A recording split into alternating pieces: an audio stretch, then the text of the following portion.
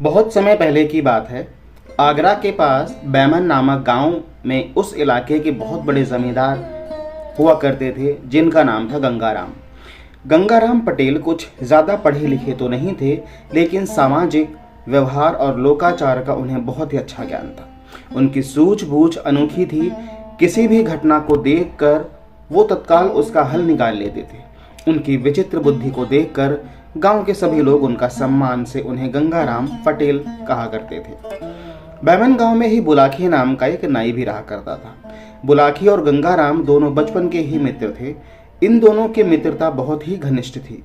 बुलाकी भी गंगाराम पटेल की तरह तेज बुद्धि वाला व्यक्ति था। उसे भी लोक व्यवहार को समझने में गहरी दिलचस्पी रहती थी। अक्सर जब वो दोनों मिलते तो किसी न किसी बात को याद कर उनमें बहस शुरू हो जाती थी। बुलाकी यह सोचकर कि क्या पता गंगाराम इस प्रश्न का उत्तर ना दे पाए। कोई ऐसा प्रश्न गंगाराम से पूछता जिसका उत्तर मिलना बहुत ही कठिन होता, लेकिन गंगाराम भी कम ना था। बुलाकी के पूछे हुए हर प्रश्न का उत्तर इतनी सरलता से देते थे कि बुलाकी की सारी उत्सुकता धरी की धरी रह जाती थी। प्रश्न और उत्तर का सिलसिला अक्सर उन दोनों के बीच चलता ही रहता था। दूसरे लोग भी उनके प्रश्न उत्तर के बीच शांत बैठे रहते और उनकी नोक झोंक से आनंदित होते रहते थे। एक बार गंगाराम पटेल ने मन में सोचा कि गांव में रहते हुए तो सालों बीत गए, क्यों ना अब की बार किसी तीर्थ स्थल की यात्रा पर जाया जाए। ऐसा विचार कर उन्होंने काशी जाने का निर्णय लिया। पावन गंगा के तट पर बसी काशी नगरी बहुत प्राचीन समय से ही आध्यात्म का केंद्र बनी रही है। वहाँ के गुरुकुल में जाकर विद्या अध्ययन करना बड़े गौरव की बात मानी जाती है। काशी में ही भगवान शंकर का मंदिर भी है, जहाँ के दर्शन करके मनुष्य सभी प्रकार के भव बंधनों से छूट जाता है।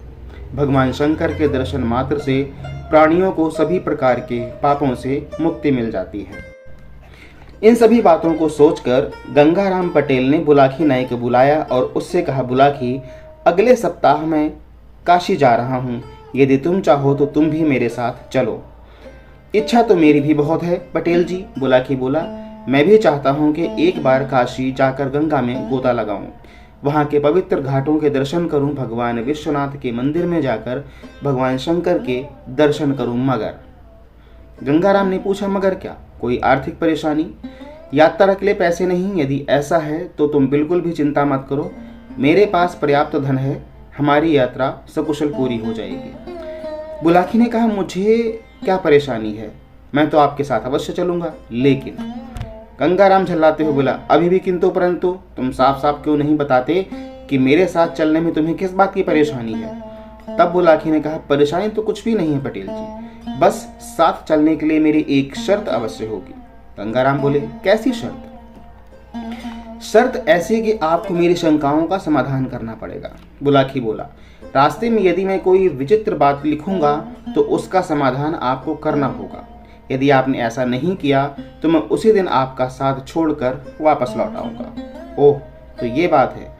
गंगाराम ने मुस्कुराकर कहा, तुम चिंता मत करो बुलाकी, मैं तुम्हारी हर शंका का समाधान करता चलूंगा, ये मेरा वचन है। बस फिर क्या था, बात बन गई। दोनों ने अपने अपने परिवारों के गुजर बसर का इंतजाम किया और फिर सफर के लिए आवश्यक सामान, धन आदि लेकर काशी की ओर निकल पड़े। दिन भर यात्रा करने के बाद शाम के समय विवेक नगर के पास पहुंचे और नगर के बाहर एक सुंदर सा बगीचा देखकर वहीं रात बिताने का मन बनाया।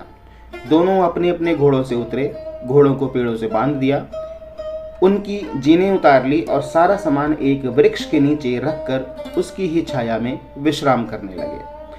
कुछ देर बाद गंगाराम ने अपनी जेब से कुछ रुपए निकाले और उन्हें बुलाकी को देकर कहा, बुलाकी, ये पैसे लेकर बाजार जाओ और भोजन के लिए आवश्यक सामग्री खरीद लाओ, और हाँ, ध्यान रहे जी जरूर लाना, घी के बिना मुझे भोजन का स्वाद नहीं आता। बुलाकी पैसे लेकर बाजार के लिए चल पड़ा। उसने पंसारी की दुकान से आटा, चावल, मसाले और घी आदि खरीदा और वापस लौटने लगा। बाजार से गुजरते हुए अचानक उसने एक विचित्र दृश्य देखा। उसने देखा कि एक स्त्री पालकी पर बैठी है और 3 कहार और एक राजपुरुष उस पालकी को अपने कंधों पर उठाए चले जा रहे हैं। एक राजपुरुष किसी स्त्री की पालकी ढोए, यह देखकर बुलाकी की उत्सुकता अपने चरम पर पहुंच गई। वो जल्दी जल्दी कदम बढ़ाते हुए बगीचे तक जा पहुंचा और गंगाराम के सामने सारा सामान रखते हुए बोला, पटेल जी, अभी कुछ देर पहले मैंने बाजार में एक विचित्र दृश्य देखा। उसे देखकर मेरी उत्सुकता बढ़ गई है। मैं चाहता हूं कि आप इसका रहस्य खोलकर मेरी उत्सुकता शांत करें। यह कहकर बुलाकी रास्ते में जो कुछ देखा था वो सब गंगाराम पटेल को बता देता है। बुलाकी के मुंह से ये सब जानकर गंगाराम पटेल ने कहा, बुलाकी, इतना व्याकुल मत हो, मैं तुम्हें इस रहस्य के बारे में अवश्य बताऊंगा, पर अभी नहीं। पहले भोजन बनाकर अपनी भूख मिटाएंगे, फिर रात को सोने से पहले मैं तुम्हें पालकी में बैठी उस स्त्री एवं उसकी पालकी को ढोते हुए राजपुरुष के विषय में अवश्य बताऊंगा। अनमने भाव से बुलाकी ने अपना सिर हिलाकर अपनी सहमति दे दी। फिर वो भोजन की तैयारी में व्यस्त हो गया। भोजन के बाद जब गंगाराम अपने बिस्तर पर लेट गया तो बुलाकी ने उनके लिए हुक्का तैयार किया। गंगाराम ने हुक्का गुड़गुड़ाते हुए बुलाकी से कहा, हाँ तो बुलाकी, अब तो सुन उस राजपुरुष और पालकी में बैठी उस स्त्री के विषय में, पर सावधान, ध्यान पूर्वक सुनते रहना और बीच बीच में हुंकार भी भरते रहना, जिससे कि मैं यह जान सकूं कि तू सचमुच ही गंभीरता पूर्वक मेरे द्वारा कहे गए शब्दों को सुन रहा है। तूने हुंकार देना बंद किया तो मैं कहानी बीच में ही छोड़कर लंबी तान कर सो जाऊंगा। मैं जागता रहूंगा पटेल जी, बुलाकी बोला। अब आप कहना तो शुरू कीजिए। ये कहकर बुलाकी नाई ने गंगाराम पटेल के पांव दबाने शुरू कर दिए। गंगाराम पटेल ने कहा, बुलाकी, आज बाजार में तुमने जिस स्त्री को पालकी में बैठे देखा वो इस नगर की महारानी थी। उसका नाम है श्यामा देवी। जो राजपुरुष उसकी पालकी को कहारों के साथ अपने कंधे पर ढोकर ले जा रहा था वो इस नगर का राजा विष्णुदत्त था। अब तुम्हें पूछोगे कि राजा को अपनी रानी को अपने कंधों पर ढोकर ले जाने की क्या आवश्यकता पड़ गई, तो इसके पीछे एक लंबी कहानी है। क्या तुम उस कहानी को सुनना पसंद करोगे? अवश्य, बुलाकी जल्दी से बोला। आप मुझे शुरू से इस कहानी को सुनाइए। तो ठीक है, शुरू से ही सुनो, गंगाराम पटेल बोले और कहानी शुरुआत करने लगे। बुलाकी, इस नगर के राजा की 3 रानियां हैं, जिनमें से बड़ी रानी का नाम श्यामा देवी, मछली रानी का नाम ज्ञानवती तथा सबसे छोटी रानी का नाम सोमवती है। राजा विष्णुदत्त के पास भगवान का दिया सब कुछ था। उन्हें किसी बात की कमी नहीं थी, किंतु कोई संतान नहीं होने का दुख उन्हें रह रहकर कचोट रहा था। संतान की इच्छा से ही राजा ने 3 विवाह किए थे, लेकिन उन्हें उनकी किसी भी पत्नी से संतान का सुख नहीं मिला। राजा विष्णुदत्त इसी चिंता में घुलते रहे कि उनके बाद उनके राज्य का क्या होगा।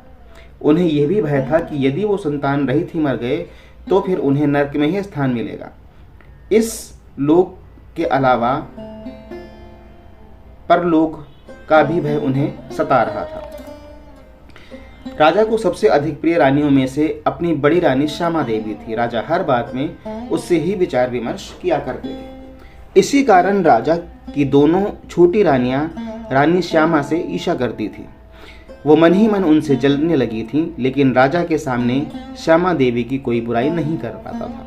बुलाकी, गंगाराम पटेल ने आगे बताया, कहावत है कि परमात्मा सच्चे हृदय से की गई प्रार्थना को एक न एक दिन अवश्य सुनते हैं। राजा विष्णुदत्त के साथ भी ऐसा ही हुआ। एक दिन ईश्वर ने उनकी प्रार्थना स्वीकार कर ली। बड़ी रानी श्यामा देवी को गर्भ ठहर गया। यह जानकर राजा को बहुत प्रसन्नता हुई, किंतु उनकी दोनों छोटी रानियां जलन से जल उठी। उन्हें यह भय सताने लगा कि अब राजा की नजरों में श्यामा देवी का सम्मान और भी अधिक बढ़ जाएगा और उन्हें कोई पूछेगा भी नहीं। ईर्ष्या की इस भावना से प्रेरित होकर दोनों छोटी रानियां श्यामा देवी के प्रति एक षड्यंत्र बुनने में लग गई। मंझली रानी ज्ञानवती में छोटी रानी सोमवती से कहा, सोमवती, यदि श्यामा देवी को संतान पैदा हो गई तो अपना तो बेड़ा गर्क ही हुआ समझो। राजा पहले से ही उस पर विशेष ध्यान देते हैं, उसकी हर इच्छा को तत्काल पूरा करवा देते हैं। संतान हो जाने पर तो वो उस पर जान छिड़कने लगेंगे। हमारे कक्ष में तो वो अब कभी कभार ही आते हैं। संतान प्राप्ति के बाद तो वो हमारे पास बिल्कुल आना ही छोड़ देंगे। हमारी हालत तो महल की किसी दासी से भी गिरी हुई हो जाएगी। ठीक कहती हो बहन ज्ञानवती, छोटी रानी ने आह भरते हुए कहा। मैं तो अपने भविष्य के लेकर बहुत चिंतित हूँ। सोचती हूँ राजा की अपेक्षा का शिकार बनने से पहले ही राजमहल छोड़कर अपने मायके चली जाऊं तो ठीक होगा। तुम्हारे मायके चले जाने से क्या इस समस्या का हल निकल जाएगा सोमवती? मेरी मानो तो यहीं जमी रहो और मेरे साथ मिलकर इस स्थिति का दृढ़तापूर्वक सामना करो। सुनो, इस समस्या का एक निदान मेरे मन में है। तुम साथ दो तो हम दोनों राजा की नजरों में फिर से सम्मान और प्रेम प्राप्त कर सकते हैं। वो कैसे? बड़ी रानी का राज्य से निष्कासन करवाकर। मंजली राज्य ने सरगोशी करते हुए बताया, यदि किसी तरह श्यामा नाम का यह कांटा दूर हो जाए तो राजा फिर से हमें प्यार और सम्मान देना शुरू कर देंगे। हमारी खोई हुई प्रतिष्ठा हमें फिर से मिल जाएगी। पर यह संभव कैसे होगा? सोमवती, जरूर होगा, तुम बस देखते जाओ। ये कहकर ज्ञानवती धीरे धीरे अपनी योजना समझाने लगी। योजना के अंतर्गत एक दिन दोनों रानियों ने राजपुरोहित को अपने कक्ष में बुलाया। उन दोनों ने राजपुरोहित का भरपूर स्वागत सत्कार किया, उन्हें स्वादिष्ट भोजन खिलाए। भोजन करके जब पुरोहित तृप्त हो गए तब मंजली रानी ने अपना मंतव्य उन्हें बताकर उसका मंतव्य जानकर भय से पुरोहित कांप उठा। उसने कहा, मैं इस जघन्य कार्य में आप लोगों का साथ नहीं दूंगा। इतनी मुद्दत के बाद तो हमारे राजा की इच्छा पूरी होने जा रही है। मैंने अगर इसमें व्यवधान डाला तो मुझे नर्क में भी स्थान नहीं मिलेगा। बाद में जब राज्य के लोगों को इस बात का ज्ञान होगा तो हर जगह मेरी बेइज्जती होगी। लोग मुझ पर थूकेंगे, वो मुझे देशद्रोही करार दे देंगे। मैं राजा की नजरों में ही गिर जाऊंगा। हो सकता है राजा क्रोध में भरकर मेरा वध करने का ही आदेश दे दे। नहीं, मैं ऐसा नहीं कर सकता। मुझे तो आप लोग माफ ही कर दीजिए, मैं इस कार्य में शामिल नहीं हो सकता। बात बिगड़ती देख मंजली रानी ने पासा फेंका। राजपुरोहित जी, घबराइए नहीं। आज की दुनिया में सबसे बड़ी चीज है धन। इस काम के बदले हम आपको इतना धन देंगे कि आपको फिर राजा की नौकरी की आवश्यकता ही नहीं पड़ेगी। और आप तो स्वयं ही समझदार हैं। धन लेकर किसी दूसरे राज्य में चले जाना, आप और आपके शेष परिवार का जीवन बड़े सुख से व्यतीत होगा। अब राजपुरोहित लालच में फंस गया। तुम्हारा रानी से 1 लाख सोने की मोहरें लेकर वो उनके षड्यंत्र में शामिल हो गया। अगले दिन जब राजा विष्णुदत्त अपने दरबार में बैठा हुआ था तो राजपुरोहित उसके पास पहुंचा। उसके चेहरे पर चिंता के भाव थे। उसे चिंतित देखकर राजा ने पूछा, राजपुरोहित जी क्या बात है? आवाज बहुत गंभीर और चिंतित नजर आ रहे हैं। क्या बताऊं महाराज? पुरोहित ने उदास स्वर में कहा। बात ही चिंता की है, कुछ हमें भी बताइए, हो सकता है हम आपकी चिंता का निवारण कर सकें। राजा ने उत्तर में कहा। महाराज, राजपुरोहित बोला, मेरी चिंता के विषय आपके परिवार को लेकर ही है। मैं सारी रात ये सोचकर परेशान होता रहा हूं कि इस बात को कहूं या नहीं। यदि ऐसी बात है तो आप हमें इस बात को अवश्य ही कहें। राजा ने कहा। तो सुनिए महाराज। राजपुरोहित बोला, यह तो आपको मालूम ही है कि मुझे ज्योतिषी का अच्छा ज्ञान है। अपने इसी ज्ञान से मैंने पता लगाया है कि आपका आगामी काल बहुत संकटग्रस्त होकर दिखाई पड़ रहा है। आप आने वाले दिन में एक बहुत बड़ी विपत्ति में फंसने वाले हैं।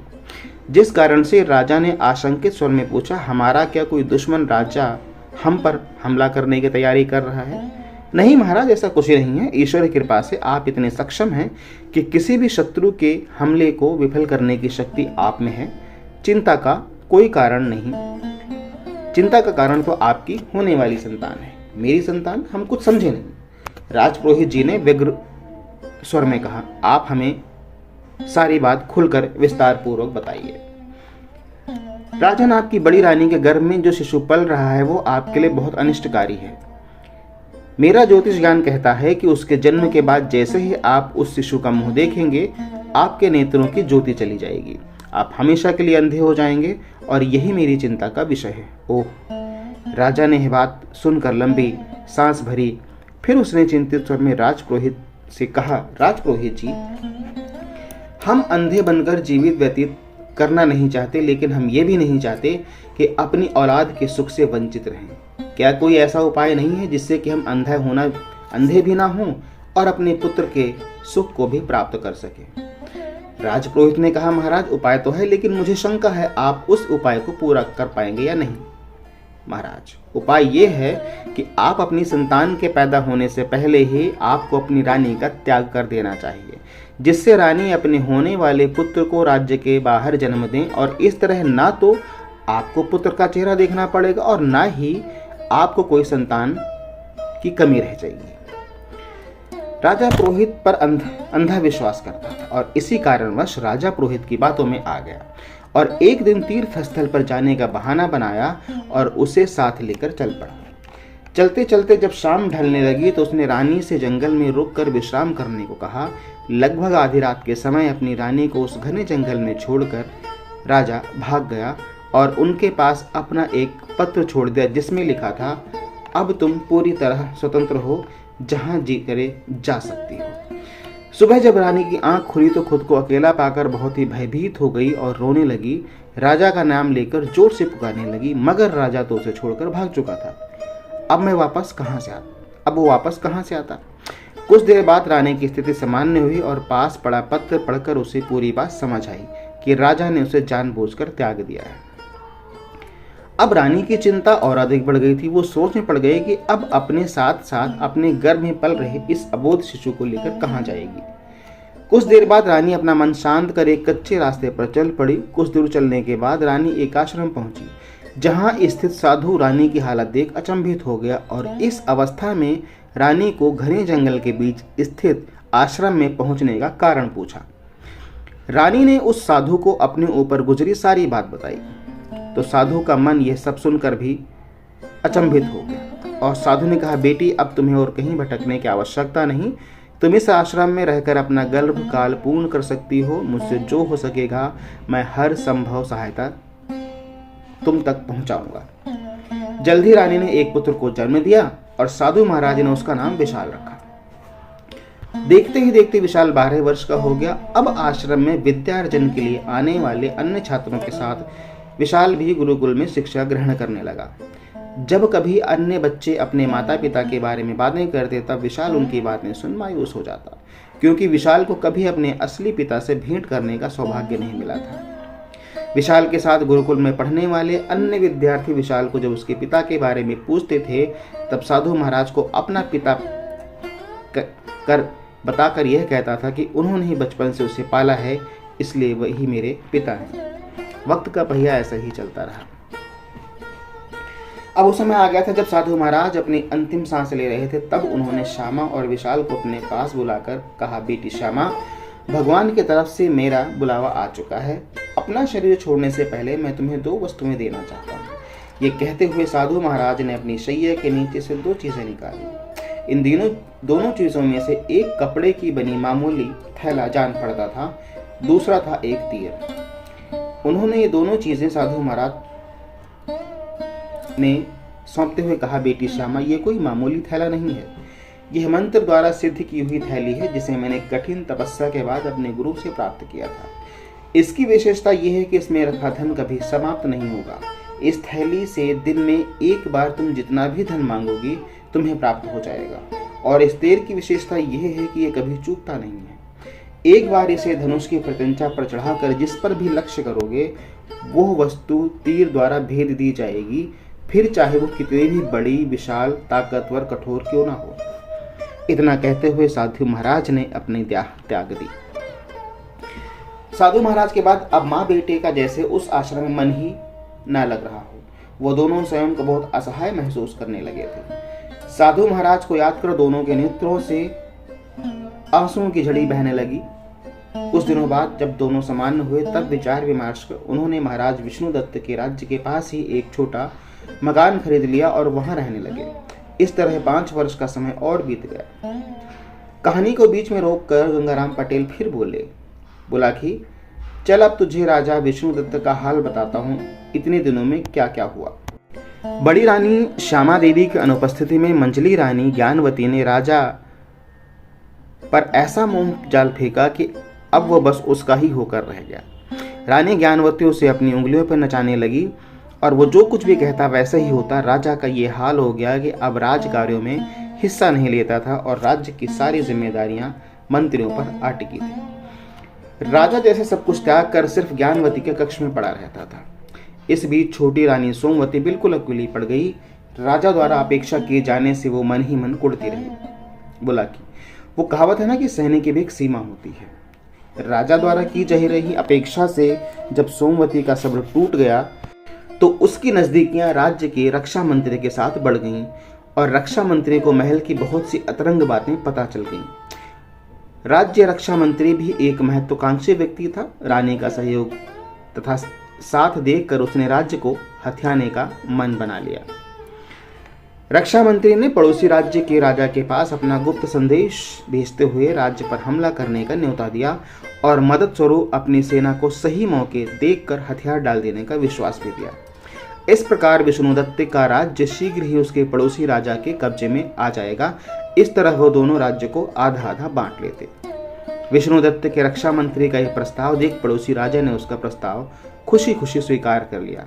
सही समय देखकर विष्णुदत्त के राज्य पर हमला कर दिया। हमेशा की तरह राजा विष्णुदत्त उस समय अपने महल में रानी ज्ञानवती के कक्ष में भोग विलास में मग्न थे। अभी हाँकता हुआ एक प्रहरी आकर राजा को सूचना देता है कि दुश्मन राज्य ने उन पर हमला कर दिया। यह सुनकर राजा कुछ क्षणों के लिए भौचक्का रह जाता है, फिर खुद को संभालते हुए तुरंत ही उठकर बाहर की ओर भागता है और शत्रुओं से लोहा लेने की बात करने लगता है। आनंद फानन में राजा सेना को युद्ध के लिए तैयार होने का आदेश देता है। दोनों राज्यों के बीच भीषण युद्ध होता है, बहुत ही अधिक मारकाट के बाद। पूरी योजना के अनुसार रक्षा मंत्री ने जाकर सेनापति से कहा, सेनापति क्यों व्यर्थ में अपने सैनिकों को मरवा रहे हो? दुश्मन की सेना बहुत बड़ी है, उसके पास हमसे अच्छे हथियार हैं। उचित यही है कि सेना को हथियार डालने का आदेश दे दो। नहीं मंत्री जी, मैं एक सैनिक हूँ, मर जाऊंगा लेकिन हथियार नहीं डालूंगा। हम सच्चे देशभक्त हैं। शत्रुओं को हमारी लाशों को लांग कर ही हमारे राज्य में प्रवेश करना होगा। हमारे जीते जीते संभव नहीं। रक्षा मंत्री ने जब सेनापति की हिम्मत को भांप लिया तब उसने कहा कि मैं इस राज्य का रक्षा मंत्री हूँ। देश की सारी सेना मेरे अधीन है। मैं तुम्हें आदेश देता हूँ कि जैसा मैंने कहा वैसा ही करो। मैं व्यर्थ में राज्य के नौजवानों को मरवाना पसंद नहीं करूंगा। रक्षा मंत्री के आदेश के बाद सेनापति मजबूर हो गया और उसने हथियार डाल दिया। राजा विष्णुदत्त जो मैदान के एक दूसरे छोर में दुश्मनों से लोहा ले रहा था, वो एकाएक अपनी सेना को हथियार डालते देख अचंभे में पड़ गया। लेकिन इससे पहले कि वो अपनी सेना को शत्रु को खदेड़ने का आदेश देता, एक साथ दुश्मन के कई सैकड़ों सैनिकों ने राजा को तीनों ओर से घेर लिया और उसे बंदी बनाने का प्रयास करने लगे। ठीक उसी समय जब एक शत्रु राजा को बंदी बनाने वाले थे, एक युवक तीर की तरह शत्रु के सैनिकों को चीरता हुआ राजा विष्णुदत्त के पास पहुंचा और उससे कहा, राजन हथियार उठाइए, आपने युद्ध करना बंद क्यों कर दिया? राजा अभी भी उस झटके से उबर नहीं पाया था कि आखिर क्यों सेना ने एकाएक हथियार डाल दिए। उस युवक द्वारा कही गई बातें राजा के समझ नहीं आ रही थी, या तो फिर राजा उनका जवाब नहीं दे पा रहा था। युवक ने दुश्मन सेना को आगे आता हुआ देख खुद को आगे बढ़कर राजा के हाथ से धनुष लेकर अपने थैले में पड़ा एक तीर निकाला और निशाना साध कर सैनिकों पर छोड़ दिया। तीर सनसनाता हुआ शत्रुओं की ओर लपका। राजा और दुश्मन सैनिकों की आंखें आश्चर्य से फैल गईं जब युवक द्वारा छोड़ा हुआ एक तीर जब 25 सैनिकों को एक साथ धराशायी कर वापस उस युवक के पास लौट आया। ऐसा ही युवक लगातार लड़ता रहा। तीर द्वारा गिराए जा रहे सैनिकों की संख्या बढ़ती जा रही थी। कुछ देर बाद हाल ये हुआ कि दुश्मन देश के सैनिक आश्चर्य से इस कारनामे को देख राजा को कैद में लेने का इरादा छोड़ खुद अपनी जान बचाने के लिए भाग खड़े हुए। राजा विष्णुदत्त, जिन्हें अभी भी भरोसा नहीं हो रहा था कि जो उन्होंने अपनी आंखों से देखा वो सच है या फिर कोई मायाजाल, अब राजा को सचेत करते हुए युवक से पूछते हैं कि युवक तुम कौन हो और यह चमत्कार तुमने कैसे कर दिखाया? राजन, ये सब इस चमत्कारी तीर के कारण संभव हुआ। यह तो मात्र कुछ हजार सैनिक थे। अगर इससे कहीं बड़े सेना भी सामने होती तो भी यह तीर उन सभी का वध कर देता। कहते हुए युवक ने अपना तीर राजा को दिखाया। राजा उस युवक का बहुत आभारी था, अतः उसने कहा, हे युवक, मैं तुम्हारी बहादुरी से बहुत प्रसन्न हूँ। अगर तुम सही समय पर नहीं पहुँचते तो यकीनन शत्रु सैनिक या तो मुझे कैद कर लेते या फिर मेरा वध कर देते। मैं तुम्हारा आभारी हूँ, कृपया मेरे साथ नगर चलो। युवक ये सुनकर प्रसन्नता के साथ उनके साथ नगर चलने को तैयार हो गया। कहानी सुनाते हुए बीच में ही गंगाराम पटेल ने बुलाकी नाई से पूछा, क्या तुम समझ गए हो कि वो युवक कौन था? हाँ पटेल जी। विशाल के अलावा और कौन हो सकता था? वो युवक और वो तीर जिससे उसने इतनी विशाल सेना को समाप्त कर दिया था, उन्हीं साधु महाराज का दिया हुआ था। बिल्कुल ठीक समझे, वही युवक विशाल था। अब सुनो आगे कहानी, कहकर गंगाराम पटेल आगे कहानी कहने लगे।